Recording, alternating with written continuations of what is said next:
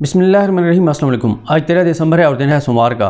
Prime minister Pakistan Imran Khan साहब अक्सर अपनी तकारीर में ये कहते हैं, या जो फवाद चौधरी साहब जो वज़ीर इत्तलात हैं वो अक्सर मीडिया के सामने जब आते हैं तो ये दावा करते हैं और ये बात करते हैं कि आलमी सतह पर महंगाई बहुत ज़्यादा हुई है, जिस वजह से पाकिस्तान में भी महंगाई के असरात जो हैं वो नज़र आ रहे हैं। और फिर दूसरा दावा जो किया जाता है वो ये किया जाता है कि आलमी मंडी में तेल की कीमतें बहुत ज़्यादा हैं, जिस वजह से पाकिस्तान में भी तेल की कीमतें बढ़ानी पड़ी। और जब पेट्रोल की कीमत बढ़ती है, ज़ाहिर है उसकी वजह से फिर हर चीज़ महंगी होती है और बिजली की कीमतें भी बढ़ जाती हैं। जिस तरह से बाहर गैस की कीमतें ज़्यादा थी, ये सारे मामला थे। एक तो मैं आपको बता चुका हूँ इससे पहले एक वीडियो में कि अच्छी खबर यह है कि 2022 में बहरहाल जो गैस की कीमतें हैं, जो ऑयल की जो प्राइसेस हैं इंटरनेशनली, वो कम होंगी 2022 में, वो तो आपको बता चुका हूँ। लेकिन अब मैं आपके सामने 3-4 चीज़ें रखता हूँ। किस्मत खान ने बड़ी ज़बरदस्त तरीके से ये फैक्ट्स एंड फिगर्स इकट्ठे किए हैं मुख्तलिफ रिपोर्ट्स से देख कर, जो कि मुख्तलिफ इंटरनेशनल इदारे हैं उनकी जो रिपोर्ट्स हैं 3 चीज़ों का मुआवजा करते हैं। एक ये कि पाकिस्तान में बेरोज़गारी के हवाले से आलमी इदारे क्या कह रहे हैं और दुनिया भर में क्या सूरत हाल रही, और महंगाई के हवाले से भी देखते हैं और ख़ास तौर पे कंपैरिजन करते हैं कि पिछली 3 हुकूमतों के दरमियान ये जो महंगाई की रेशो है उसके हवाले से भी बात करते हैं। लेकिन इसमें एक बात ये आपको शुरू में कह दूँ कि एक तो महंगाई सबसे बड़ा इस वक्त पाकिस्तान का मसला जो अवामी सतह पर है वो ज़ाहिर है महंगाई, और ख़ास तौर पे जो मिडिल क्लास है, जो तनख्वाहदार तबका है, जो शहरी इलाके हैं, वहाँ पर सबसे ज़्यादा ये मसला है। और इसमें ये तो फैक्टर है ही है इंटरनेशनली, लेकिन हमने ये देखा है कि मुल्की सतह पर हमारी जो इंतज़ामिया है, जो हमारी ब्यूरोक्रेसी है, जो हमारी सूबाई हुकूमतें हैं, उनकी भी इसमें नाअहली शामिल है कि वो कीमतों को, जो मसनूई महंगाई है उसको रोकने में नाकाम नज़र आती हैं। लेकिन बड़ा जो फैक्टर है वो बहरहाल इंटरनेशनली जो कोविड की वजह से मईशत को धचके लगे और किस किस मुल्क में क्या सूरत हाल है, कुछ फिगर्स जो हैं वो मैं आपके सामने रखता हूँ इसमें। लेकिन ये आप देख लें कि IMF की एक रिपोर्ट है जिसका नाम था वर्ल्ड इकनॉमिक आउटलुक अक्टूबर 2021। इसके मुताबिक 2021 में पाकिस्तान में बेरोज़गारी की शरह 5% है, और जो एस्टिमेट लगाया है IMF ने उसके मुताबिक ये है कि पाकिस्तान में जो 2022 में बेरोज़गारी की शरह होगी वो 4.8% हो जाएगी। अब आ जाएँ कि दूसरे ममालिक की इस वक्त क्या सूरत हाल है। इसमें ये 2 दिसंबर 2021 के अदाद-ओ-शुमार हैं। 2021 की बात हो रही है क्योंकि कोविड की वजह से ज़ाहिर है हर जगह पे इश्यूज़ आए हैं। इसमें साउथ अफ्रीका में जो 2021 की बात कर रहा हूँ 34.9%, नाइजीरिया में 33.3%, स्पेन में 14.5%, यूनान में 13%, ब्राज़ील में 12.6%, तुर्की में 11.5%, अर्जेंटीना में 9.6%, इटली में 9.2%, फ्रांस में 8.1%, मिस्र में 7.5%, इंडिया में 6.9%, कनाडा में 6.7%, सऊदी अरब में 6.6%, इंडोनेशिया 6.4%, ऑस्ट्रेलिया 5.2%, चीन 4.9%, अमेरिका 4.6%, बरतानिया 4.3%, रूस 4.3%, जर्मनी 3.3%, जनूबी कोरिया 3.2% और सिंगापुर 2.6%, स्विट्ज़रलैंड 2.5%। ये आपने देख लिया कि बेरोज़गारी की शरह 2021 के फिगर्स आपने देख लिए। अब महंगाई के ऊपर हम अगर बात कर लें, अगस्त 2021 में पाकिस्तान में महंगाई की शरह, ये अगस्त की बात कर रहा हूँ, आपकी बात नहीं कर रहा, अगस्त में ये थी 8.4%, सितंबर में थी 2021%। अब आ जाएँ इन्हीं महीनों में दुनिया के दीगर मुल्क जो हैं उनका ज़रा देखते हैं। द इकोनॉमिस्ट की जानिब से ये रिपोर्ट शाया की गई है जिसके मुताबिक अगस्त 2021 में अर्जेंटीना में महंगाई 51.4%, सितंबर 2021 में तुर्की में महंगाई 19.6%, सितंबर 2021 में ब्राज़ील में महंगाई 10.2%, सितंबर 2021 में रूस में महंगाई की शरह 7.4% थी, और सितंबर में मिस्र में महंगाई की शरह 6.6% थी, सितंबर में मैक्सिको में महंगाई की महंगाई 6% थी, सितंबर में पोलैंड में महंगाई 5.8% थी, अगस्त में साउथ अफ्रीका में 5.1%, सितंबर में इसी तरह से कनाडा में अगस्त में अगर आप बात करें तो ये 4.1% थी।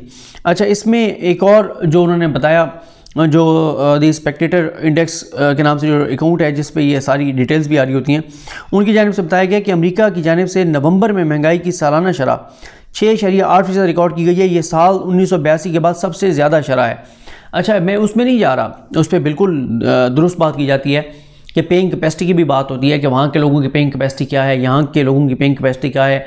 और ख़ास तौर पे जो मैं बार बार आपको कह रहा हूँ, सबसे बड़ा मसला हमारे तनख्वाहदार तबके का है जिनकी फ़िक्स सैलरी है और अखराजात बहुत ज़्यादा बढ़ गए हैं। और ख़ास तौर पे बिजली की कीमतें और साथ ही पेट्रोल और फिर आपको पता है आटे की कीमतें और ये सारी चीज़ें बढ़ी और हमें जो है वो गंदम और चीनी इंपोर्ट भी करनी पड़ी। एक तो हमने ज़ाहिर है सस्ती बेच के एक्सपोर्ट करके फिर महंगी ली, क्वालिटी भी उनकी वो नहीं थी, हमारे किसान को भी नुकसान हुआ।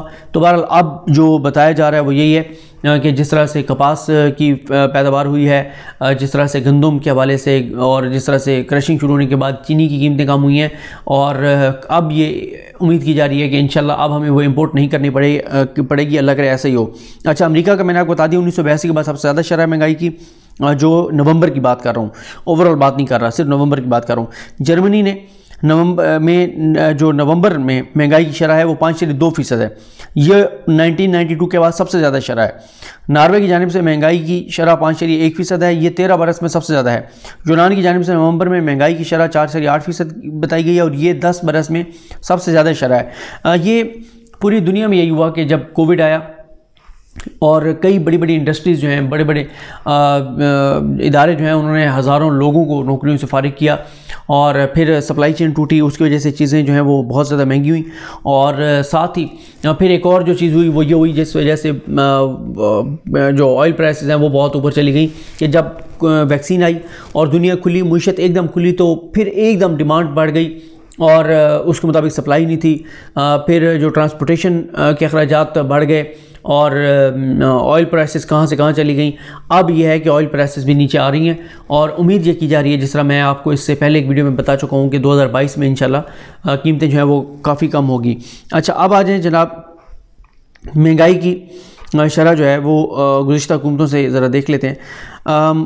सरकारी जो अदाद व शुमार हैं उनके मुताबिक माली साल 2008 में माली साल 2008-9 में जो महंगाई थी वो 17% थी। ये पीपल्स पार्टी के दौर की बात हो रही है। 2009-10 में थी 10.1%, 2010-11 में थी 13.7%, 2011-12 में थी 11%, 12-13 में थी 7.4%, 2013-14 जब नून लीग आ गई थी 8.6%, 2014-15 4.5%, 2015-16 2.9% और उसके बाद 2016-17 4.2%। इस दौरान ज़ाहिर है इंटरनेशनल मार्केट में जब कीमतें भी बहुत ज़्यादा कम रहीं, उसके बाद पीटीआई हुकूमत की आ जाते हैं। 2018-19 में 6.8%, 2019-20 में 10.7%, 2020-21 जुलाई तक अप्रैल की अगर हम बात करें 8.6% और मौजूदा जो शरह है यानी सितंबर 2021 तक का जो डाटा है उसके मुताबिक जो क्योंकि ऊपर जो कंपैरिजन किया उसके मुताबिक तो ये 9% है और उसमें ज़ाहिर है ये वो सारी वो इश्यूज़ हैं, ये सारे उस दौरान के हैं जब कोरोना आया और उसकी वजह से मुआशी तौर पे बहुत ज़्यादा मुश्किलात जो हैं वो मुल्कों को रहीं। ये हमें अल्लाह ताला का ये बार शुक्र अदा करना चाहिए कि जो पाकिस्तान में कोविड ने वो तबाही नहीं मचाई, अल्लाह ताला के फजल करम की वजह से कि जो हमने इंडिया में ख़ास तौर पे देखी, जो इंडिया में सूरत हाल रही, जो इंटरनेशनली हालात और सूरत हाल रही, तो दुनिया में तो एक और जो मेरी बहुत से लोगों से बात होती है बाहर, वो कहते हैं कि यहाँ पे ठीक है महंगाई है और मैंने उसको बताया कि इंटरनेशनल फैक्टर भी है और इंतज़ामी और ब्यूरोक्रेसी की हुकूमतों की नाअहलियाँ और नाकामियाँ भी हैं, लेकिन बाहर बहुत से मुल्क ऐसे हैं जहाँ पे जो है वो ना सिर्फ कीमतें बढ़ी हैं बल्कि चीज़ों की शॉर्टेज हो गई है और चीज़ें मिलती भी नहीं रहीं, तो बहुत ज़्यादा मुश्किलात रही हैं। बहरहाल अल्लाह करे कि जो एक पेशगोई की जा रही है कि इंशाल्लाह 2022 में कीमतें इंटरनेशनल मार्केट में कम रहेंगी। अगर इंटरनेशनल मार्केट में ऑयल प्राइसेस कम रहेंगी तो उसका पाकिस्तान को बहुत ही ज़्यादा फ़ायदा होगा, क्योंकि पाकिस्तान में पेट्रोल की कीमत नीचे आएगी।